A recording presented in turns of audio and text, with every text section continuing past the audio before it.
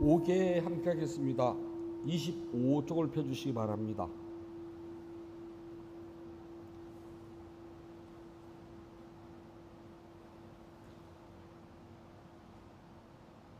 용서하여 주십시오.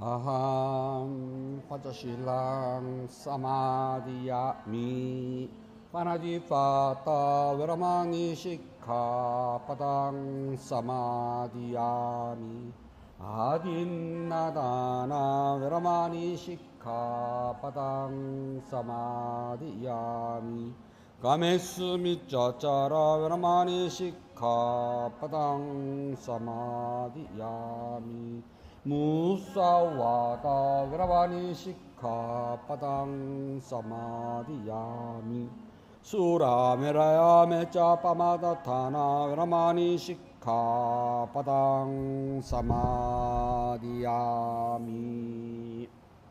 7월 13일 둘째 주 일요 본문을 시작하겠습니다. 부처님 말씀 함께 하겠습니다. 상입다 이까야 1권 20번 쌈입다 경 11번 구절입니다. 동등하다거나 뛰어났다거나 못하다고 여기는 사람들은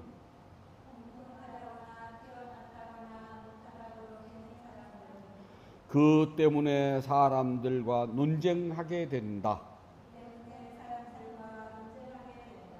이 세 가지 자만심에 흔들리지 않는 사람은 동등하다거나 뛰어났다는 것이 존재하지 않는다.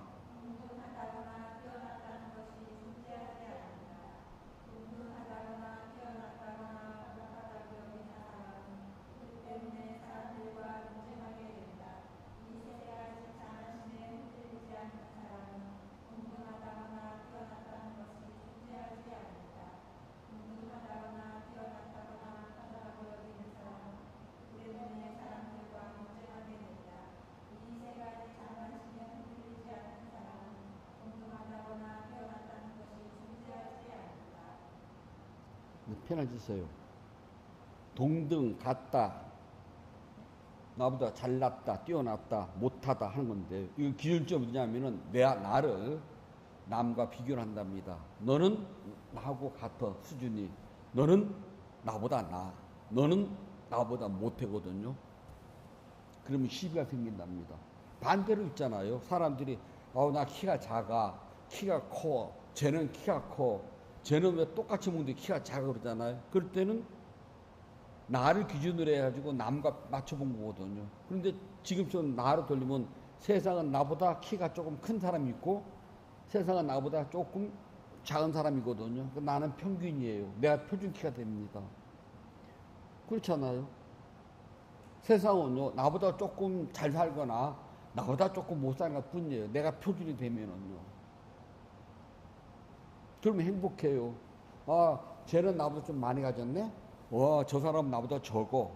내가 기준입니다. 그런데 부처님은 내가 기준이 된다면 즉 나와 나의 것이라는 데 집착하는 순간 있잖아요. 고달파진답니다. 부처님은 그 어디에도 주인공 그런 땅은 없다 그랬거든요.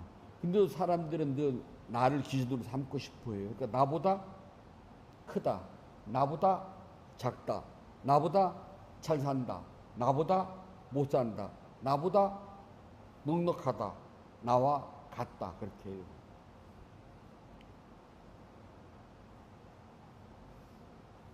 이제 스님들이 이렇게 세상은 마찬가지예요. 모임이 가잖아요. 그러면은 예를 들어서 서로가 타고 온 사람 쓱 봐요. 뭐 타고 다니는지. 예전에 그 티코라고 조그만 게 있었잖아요. 그 타고 온 스님들은 차 좀 바꿔. 그런 거 타냐 그래요. 그러면 저는 무슨 말 하게요? 야, 두 발로 걸어 다니는 사람도 있어. 나보다 낫네. 전 그러거든요. 나보다. 그렇잖아요.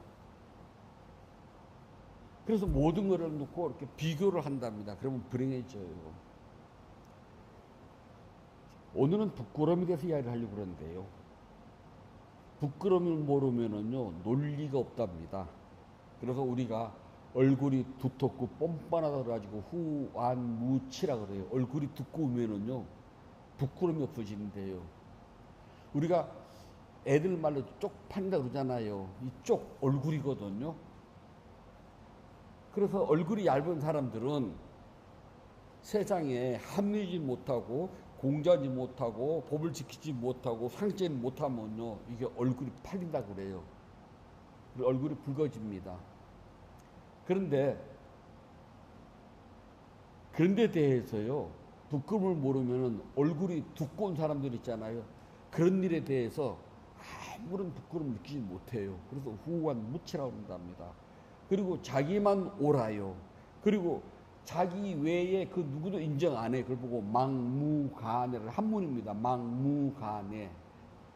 네, 너 인정 안 한다는 소리예요. 나만 있지. 그걸 보고 얘가 그 막무가내야. 그러면은 좀 내 말도 들어보고 나도 있으니까 좀 나하고 좀 맞춰봐 그 소리인데 너는 무시하고 너는 없어. 오직 지 잘났다고 지만 말해요. 회의를 하잖아요. 그러면 회는 상대방의 말도 듣고 그러고 나서는 그에 대해서 내 주장을 내세워야 되잖아요. 근데 상대방 말은 듣지 않고 오직 막 내 말만 쭉 한시간 내내 떠드는 사람 보고 뭐라 그러냐? 막무가내라고 그래요. 상대방 말도 좀 들어줘야 되잖아요. 근데 상대방 말은 듣지 않고 오직 지 잘났다고 질문만 해요. 그걸 보고 막무가내라고 그런답니다. 그래서 사람이 뻔뻔스러워지면은요, 부끄러움을 모른다고 뻔뻔스러워지면 우리가 지능이 사라지게 된답니다. 그래서 자기가 합리적이지 못해요. 그래서 무슨 말을 하는지, 어떤 행동을 하는지 몰라요. 그리고 지능이 사라진다 그럽니다. 그래서 자기 하고 싶은 대로 행동을 하고, 자기 하고 싶은 대로 말을 하고, 자기 생각대로 모두 다 움직여요. 그러니까 지밖에 몰라요. 그래서 부처님께서는요, 잘못을 알고 용서를 구할 줄 안다면 그건 대단한 능력이라고 하셨답니다. 부부싸움이 벌어지는 태반의 이유는요, 통계학적으로 그렇답니다. 전 그건 모르지만 책에는 그렇게 나왔어요. 마지막은 자존심이래요. 서로가 말이 왔다 갔다 하다가 예민해진 순간에 한마디 툭 던진 것이 뒷장이 확 상해요. 그래서 말도 안 하고 문 걸어 잠그고 심지어 집을 나가거든요. 한 책임 그렇게 나왔어요. 친한 스님들끼리도 있잖아요. 보통 때는 뭐 말이 되는데 어느 한순간에 감정이 탁 상할 때가 있어요. 사람이잖아요. 별것도 아닌 그 말 한마디가 뾰족하게 가시처럼 와가지고 콕 찔러요. 그래서 시간이 지나서 곰곰이 생각을 해보니까 아무것도 아니거든요. 그런데 그 당시에 그 말 한마디가 내 감정을 상하게 해줘요. 흔히 하는 말, 내가 돈이 없지 자존심 없는 줄 아냐? 없어도 나 배운 것도 없고 돈 없고 가진 거 없어도 마지막 하나 나 자존심은 있거든요. 근데 그 알량한 마지막 자존심 하나를 가시로 기껏도 말고 살짝만 푹 부시면 아파요. 바느질을 하다가요 그냥 푹 부시면은 하고 말아요. 피 나오는데. 그런데 이 살 가지고 살짝 푹 부시면요 신경으로 짜증이 빡 나거든요. 오늘 아침에는 어저께 양발을 빨아서 놀다 보니까 뒤꿈치에 정말 쌀알만큼 구멍이 뚫어졌더라고요. 어디 이렇게 걸어가면서 이렇게 뭐 뾰족한 데 딱 가서 오리 튄 것 같아요. 버리기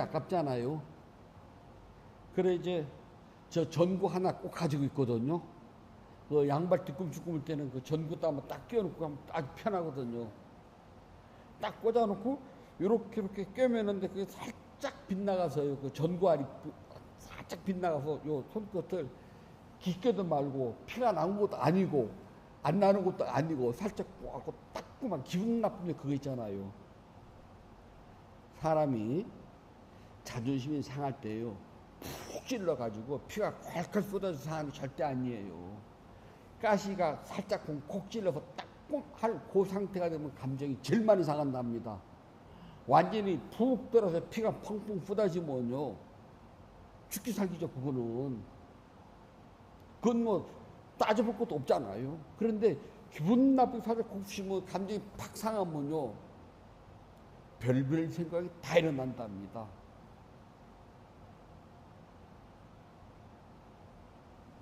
그때 시간이 지나서 조금 뒤돌아보면 아 별것도 아닌 거 그랬네라 자기가 알아요. 그럴 때 먼저 가서 미안해 용서해줘라고 말을 할 수 있다면 먼저 그건 굉장한 용기이고 굉장한 능력이랍니다. 아무나 할 수 있는 게 아니거든요. 어떤 나라 대통령은 전쟁 일찍 직발까지 몰고 올라갔거든요. 우리 아들 딸들 다 죽어요.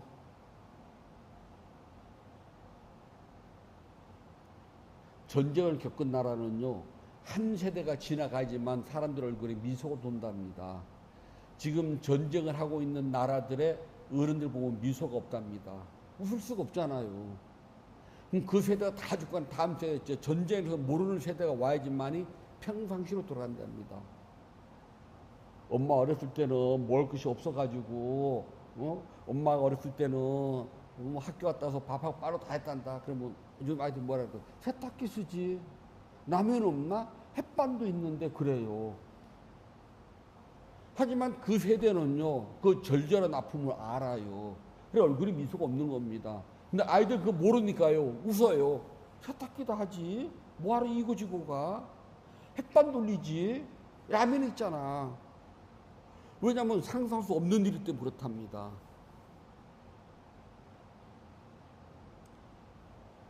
그랬던 어떤 나라 대통령은 있잖아요. 지금도 아주 뻔뻔스러워요. 지금도 그 나라 국민들을 향해서요. 죄송합니다. 잘못했습니다. 용서해 주십시오 소리를 못해요. 그건 지능이 낮아서 그렇답니다.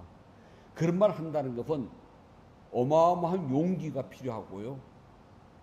굉장한 지능이 있어야 돼요. 조금 덜 무식하게 할 수가 있거든요. 무식한 사람은 남에게 용서를 구하고 잘못했다고 스스로 인정하는 것이 힘들어요. 그걸 보고 뭐라 그러냐? 후안무치. 얼굴이 듣고서 그거 모른다. 막무가내. 지만 알고 남을 인정하지 않아요.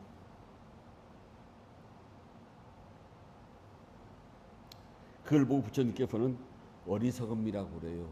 부끄러움을 모르면 용감이 진답니다. 부끄러움을 알면 용감할 수가 없다. 쪽팔리는데 그거 하겠어요? 우리가 뭘 하다가 아유 쪽팔려 그러면 안 하잖아요. 아 쪽팔리게 왜 그래 그러면 안 해요. 하면 뭐라 그러게 내가 쪽팔림을 무릅쓰고 마지못해 했다고 그래요. 스스로 부끄러우면 안다는 겁니다. 근데 부끄러움 모르는 사람은 그런 말도 안 해요. 너무나 당연해요. 왜 그 영화도 그렇지만 어릴 때 그 동네 뒷골목 양아치들 보면은 뭐 비위 안 되면 그냥 문신하고 칼자국 확 벗어 붙이고 우통 까고 막 나오잖아요. 근데 보통 사람들은요, 사람 있는 데서 옷을 벗는다는 건 부끄럽게 여겨요. 그래서 사람 많은 데를 가면은 옷을 제대로 갖춰 입고 가잖아요. 근데 그 사람들은 그런 자리에서 옷을 다 벗어요. 왜요? 부끄러움을 모를 때 물어보는 거거든요. 그리고 지만 알아요. 후한 무치망무관해. 그럴 때 쓰는 말이라니까요.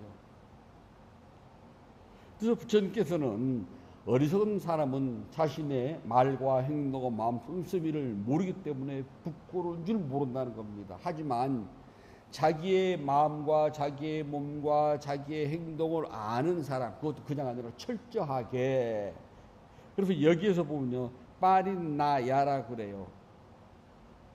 부끄러운 줄을 안다면은 철저해야 된다. 그냥 아는 것이 아니라 꿰뚫어 알아야 돼요. 여기서 말하는 빠리냐냐는요, 그냥 어설프게 하는 것이 아니라 사무치게 하는 겁니다. 아, 정말 이거 하면 안 되는 거야 라고요. 여기서는 마지 못해가 안 들어가는 겁니다. 이렇게 아는 것은, 철저한 것은 세 가지가 있답니다. 첫 번째는 당연히 안 것의 통찰지라고 그래요. 몸과 마음을 구성하는 다섯 무더기는 영원하지 않아. 그래서 이 몸은 반드시 늙고 병들고 죽어가. 그래서 여기에 대해서요, 집착 안 합니다. 늙으면 병들어요. 그 다음에 죽어요. 작년처럼 올해도 또 열대야로 시작을 해가지고 푹푹 찌네요. 장마 치는데 비 하나 제대로 안 오고 그냥 지나간 것 같아요. 마른 장마로요. 이 남은 거 태풍뿐인데.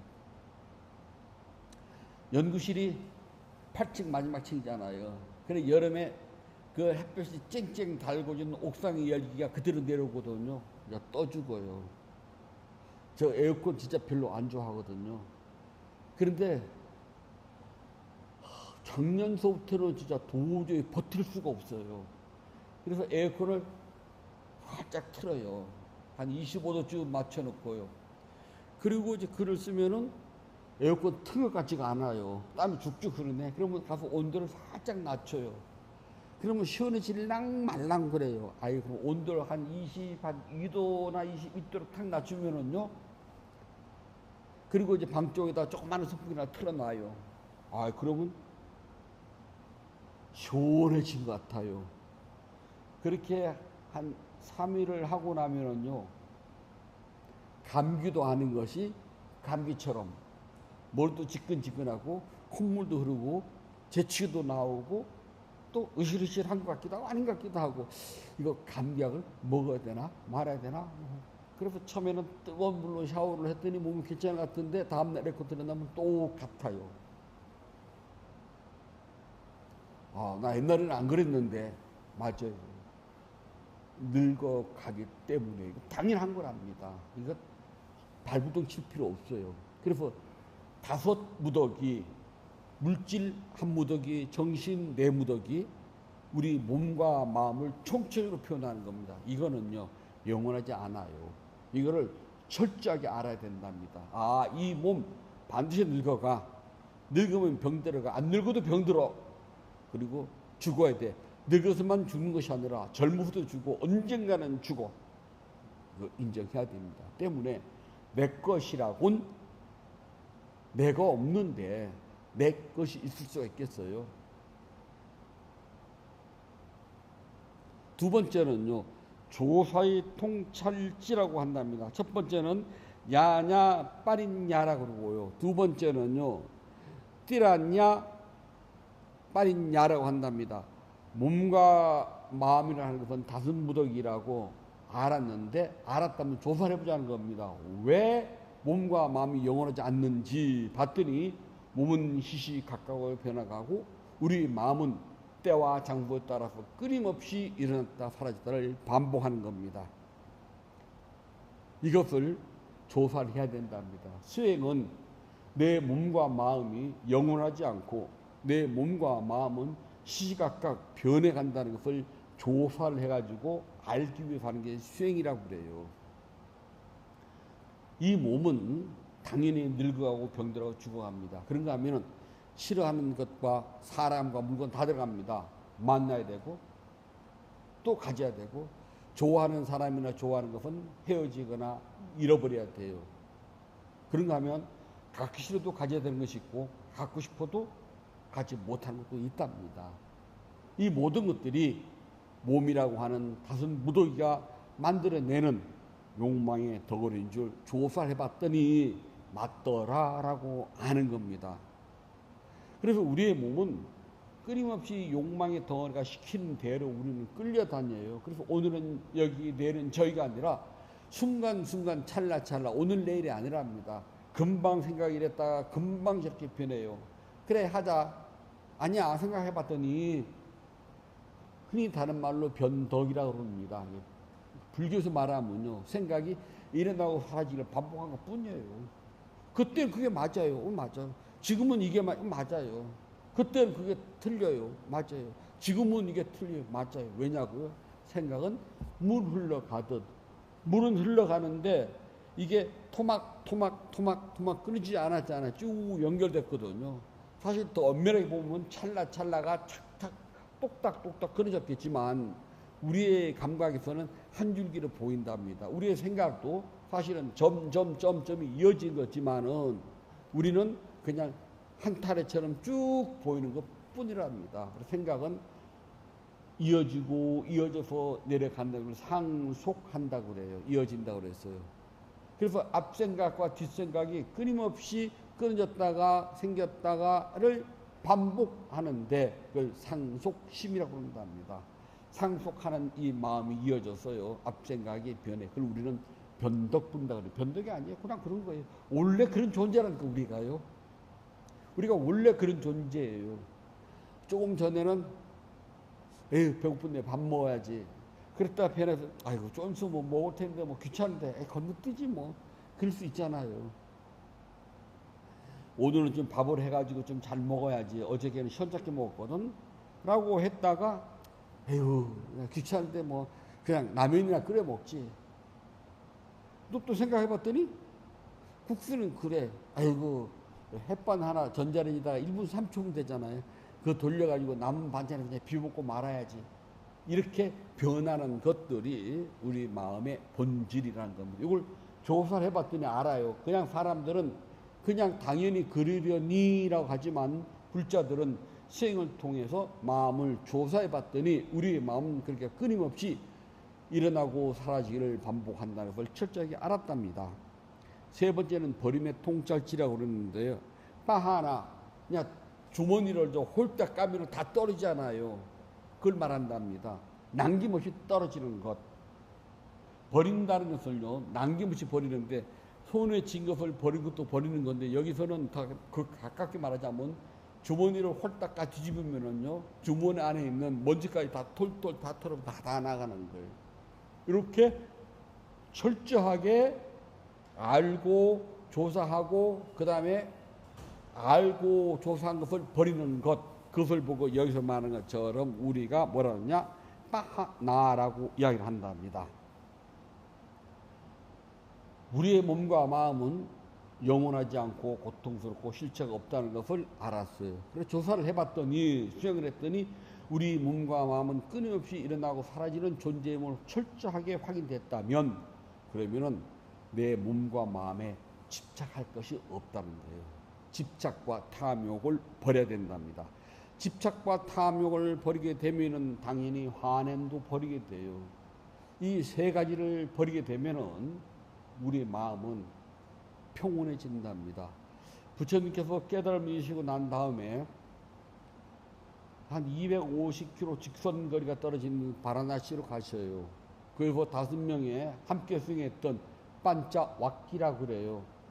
멀 길은 5명의 수행자들을 제도하고 난 다음에 안거를 나고 자 길을 떠나거라. 나도 우르벨라 마을로 가겠노라고 다시 수행했던 곳으로 오십니다.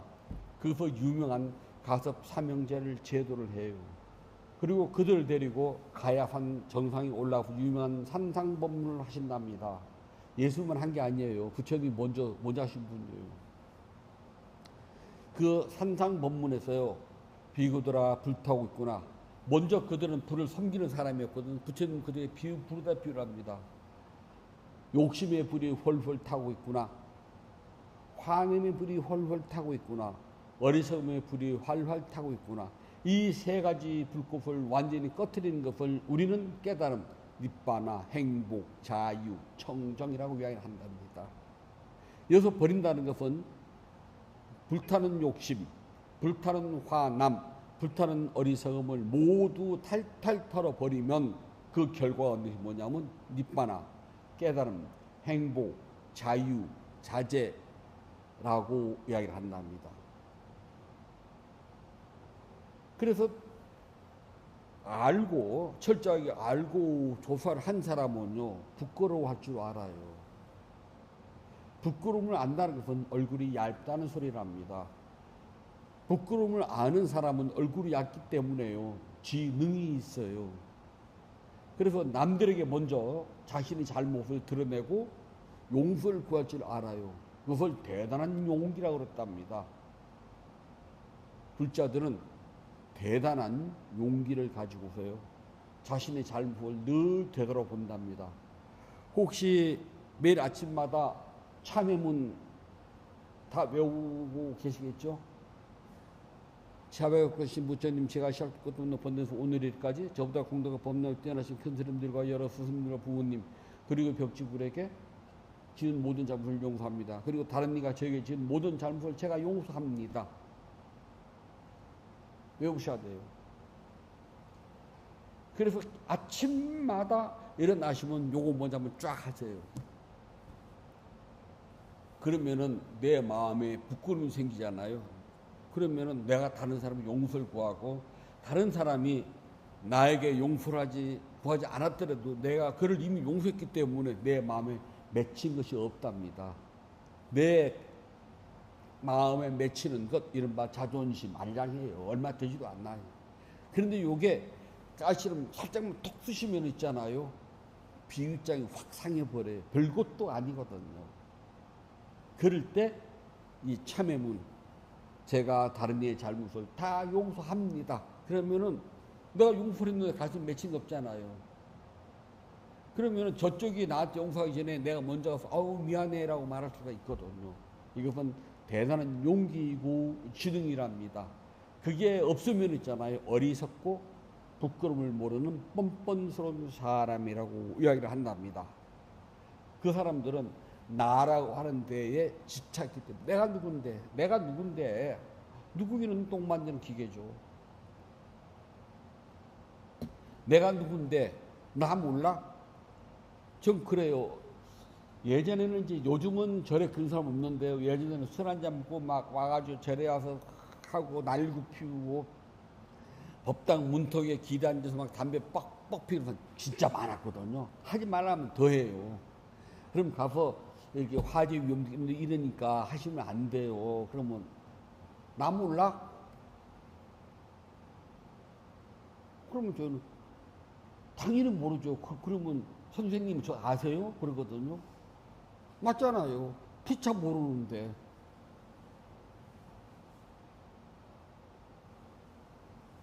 나 몰라? 몰라요. 지가 나를 모르는데 내가 지를 어떻게 알겠어요. 그래서 나라고 하는 것을 버리고 나면은 굉장히 쉽답니다, 일이. 근데 불자들은 나라는 것을 그렇게 막 집착하지는 않아요. 왜냐고요? 나는 어차피 다른 무더기로 뭉쳐진 그냥 덩어리일 뿐이에요. 죽으면 다른 무더기는 뿔뿔이 흩어진답니다. 그러면 남는 건 아무것도 없어요. 그래서 불자들은 늘 반성하고 또 반성을 해서 마음이 평안해지도록 하고 비워가지고요. 마음이 행복해지도록 해야 된답니다. 비우할 것은 욕심과 화냄이에요. 욕심과 화냄을 비우게 되면 마음이 편안해지고 행복해진답니다. 또 욕심과 화냄을 비우게 되면 용서를 구할 마음이 생기고 또 남에게 용서도 쉽게 해줄 수 있답니다. 이런 사람을 보고 우리는 부끄러움을 아는 사람이라고 그래요. 수행은 부끄러움을 알아요. 그래서 인터뷰를 할 때 제가 오늘은 잘 됐습니다, 오늘은 잘못됐습니다 이야기를 하잖아요. 그게 보통 사람 말하기 힘들어요. 모르면 말 안 하지만 우리가 이야기해요. 오늘은 안 됐습니다, 잘못됐습니다라고 이야기를 한답니다. 이렇게 나를 덜어버리면 욕심과 성냄이 줄어들고 마음도 가벼워지고 머리가 가벼워져서 삶이 행복해진답니다. 잠도 잘 와요. 잠이 안 온다는 것은요, 생각이 많다는 소리예요. 그 생각들은 뭐냐고요? 다 욕심과 화냄밖에, 그 두 가지밖에 없어요. 그럼 잘 생각해봐요. 내가 하는 모든 생각들은요, 뭐뭐 하고 싶다, 뭐뭐 하지 못했다. 그래서 은근 삐딱지랑 뿐이거든요. 이게 심하게 잠이 안 온답니다. 그러나 부끄러움을 아는 사람은 욕심과 화냄을 자주자주 비웠기 때문에 머리가 가벼워져요. 그래 잠을 잘 잔답니다. 무더운 여름날 잠을 잘 주무셨다면 부끄러움을 알고 욕심과 화냄을 자주자주 비우세요. 그냥은 안 된답니다. 짬짬이 앉던 눕던 걷던 마음을 알아차리셔야 되고요. 그 다음에 참의 문을 꼭 외우셔가지고 자주 종종 하실수록 좋답니다. 부처님께서 말씀해 주셨습니다. 사윤과 니까야 1권 20경경 13번 구절입니다. 헤아림을 버리고 자만심도 버린 그는 여기 이 세상에서 정신과 물질에 대한 가래를 자르고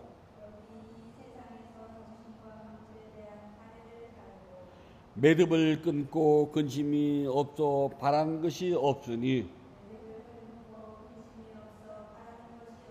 신들이나 인간들이 여기서나 저 너머에서나 천상에서나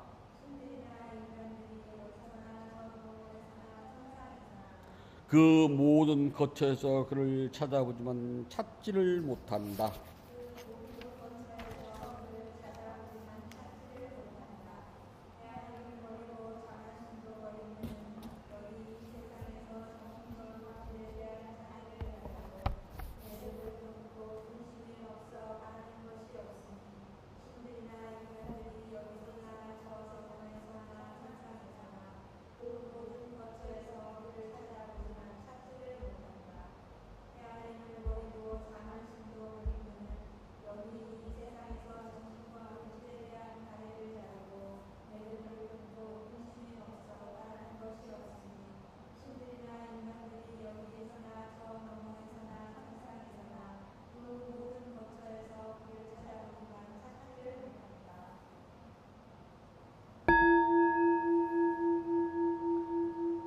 (7월 13일) 둘째 주 일요 법문을 마치도록 하겠습니다. 법회병하겠습니다. 붓다의경 272쪽 펴주시기 바랍니다. 나누는 기쁨으로 자비 발언을 하였고 수행을 위하여 문을 잡는 소원을 세워야 합니다. 오늘의 수행이 계속 이어지기를 소원하노니 제가 해탈하면 곧바로 깨달음에 이르러서 허무한 사바 세계의 모든 욕망과 집착이 끊어지다. 제가 만약 다시 태어나 살아는 동안 모든 악을 없애고 바른 맘 깊은 생각 참다운 지구와 청전 노력이 충만하여 지이다. 단마의 위없는 힘과 제 노력과 실천하는 힘으로 어떠한 마장도 제하지 않기를 기원합니다. 붓다와 덕 높은 스승님 그리고 성스러운 쌍가의 힘으로 저의 마지막 탄생일지라도 마장이 절대로 접근하실 기원하나이다. 모든 선악 공덕을 고르게 나누어 가시소서. 사두 사두 사두. 모든 선악 공덕을 고르게 나누어 가시소서. 사두 사두 사두. 모든 선악 공덕을 고르게 나누어 가시소서. 사두 사두 사두.